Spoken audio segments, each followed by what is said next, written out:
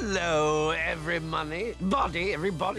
Hi guys, my name is Kinsey Schofield and I'm with the Nocturnal and this is the slumber party of my dreams. I love you guys. Good, Kinsey. Hi. Hi, Kinsey. What's Hey, how are you, Kinsey? We're a super cool site and we talk about only the best shows on television. How ironic that I'm talking to you guys. It's a great name. I really like the Nocturnal. Came to the right place, Kinsey, from Nocturnal. I mean, duh. Tell me about Central Park. It's a wonderfully musical animated series, full of heart. It roots for the underdog. There are many different people represented, different types of people, all different shapes and sizes. And the music is great. It is so good. I would listen to it even if I weren't a part of it. That is so true. Yep, I love it. May 29th on Apple Plus, and you're going to learn it. What I love is that it kind of looks like we're all in the same apartment, and I'm okay with that. You said it was a slumber party, baby. This is what That's right. That's exactly. You know, who brought the Rice Krispie treats and who brought the bourbon? That's what I want to know. Bourbon and Rice Krispie treats. Let's go. I'll bring the Pepsi AC. Walk me through, Josh. You're walking into Loren's office and you're pitching this show. I'd love to know about the reaction, what the initial pitch was. Can you walk me through that day? I went into Loren's office as a fan, pleading to an icon to do a little project with him, thinking there was no way on earth I was going to walk out of that office with a commitment. But I went in and I said, I want to do a real musical set in Central Park. He's like, okay, you got anything else? I said, nope. He goes, all right, let's do it. and it really was that basic. I knew I wanted to do an actual musical event series. I had never felt like there's been an animated musical series. I feel like shows have brilliantly done music on their episodes, like Bob's Burgers, but to do 4 songs an episode felt crazy, but it felt worthy of an attempt. And I was very fortunate that Loren said yes. How is it to work with people that you admire? Oh, it's wonderful. And it's a treat every week, not only to read the script. I turn right to the musical numbers. The musical numbers are my favorite. I want to know who's singing this week, who wrote the song, what are they going to sing? But then as the episodes are put together, it's a little... I'm an audience member too, because I didn't get to hear what Tituss did or hear what Kathryn did or Josh or Kristen in a lot of instances when I was recording it. So I get to open it like a little present, and hear all these brilliant actors I admire give these lovely performances in another project that I love them in. And the music is so great. It's so fun. It's so catchy. Is there a place that we can stream it when we fall in love with it, or do we just have to watch the show? Yeah, I think all the songs will be available too, for sure. The songs are going to be available on iTunes, 100%. Yeah. Loren, I've read somewhere that you said you like to cast before you create these characters. What is that? I mean, that's such a creative process.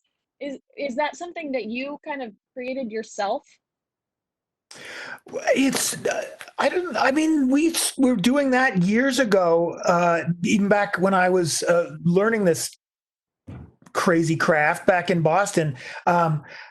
Casting first and then writing, I recommend to anyone who wants to try this, because what you're doing then is you're listening to the voice you already know. It's a real voice. It's somebody's voice.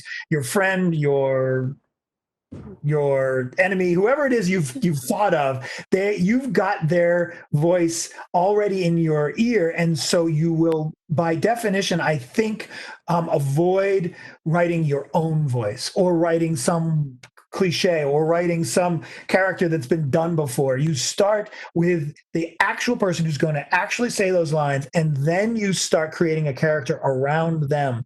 So you'll have their energy, their quirks, their strangeness in mind. And so I recommend it. I think it's fine to write a script and have a bunch of characters that you've thought of and that you're not quite sure who you're thinking of, and then go out and cast. But I think it's harder. I think it's a lot harder.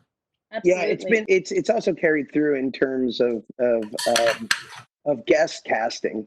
Like I'll call up Loren and I'll be like, oh, Ben Platt just said he wants to do our show.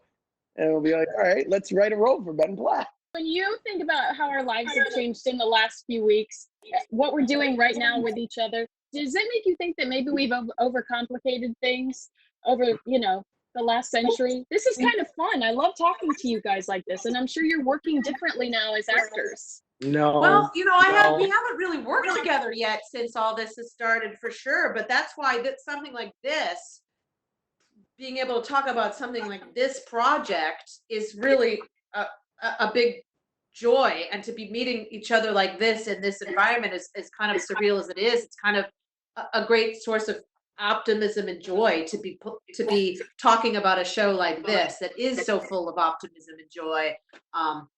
Is like kind of fantastic. Silver linings for sure. I've read character driven but avoid meanness. I thought that was so special, to have a show that is so funny and avoids meanness. I mean, where did that come from? It's funny. I say it. I feel it. I believe in it. I also, it feels precious or something. So I hate to kind of like, proudly trot it out as if it deserves some special recognition. But I will say, I think it makes the show become better, greater than the sum of its parts. I think that sometimes what we used to call the Archie Bunker trap of like comedy writers especially love conflict. And so if you're telling a story about a family, then you start putting these characters in conflict. The joke is that the dad's jealous because the kids like the mom better, or whatever the pitch is for that episode.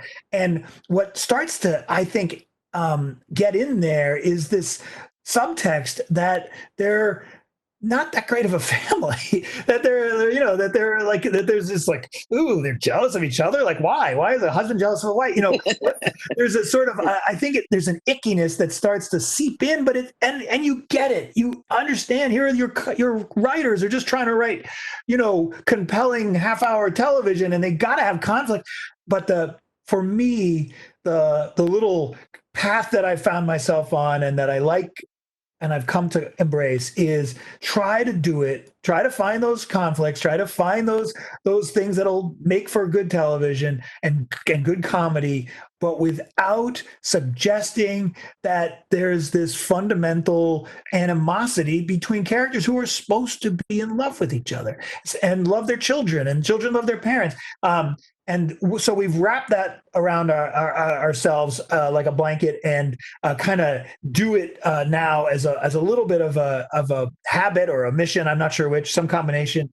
I guess it's if you respond to that, you'll like this stuff. And if you're missing those mean jokes that, where it's just somebody cutting somebody else down, then you'll miss those, and you'll have to go elsewhere for them. But it's kind of where we live. That said, Bitsy, we have a villain, and she can be pretty cutting. I don't know if she's mean with a capital M, but she can definitely not be nice. It was so fun to talk to you guys. Thank you so much for your afternoon, and I love the show. Congratulations. It's so sweet and fun. Thank you so much. Take care. This is a really short slumber party, but Well, not a lot of sleeping.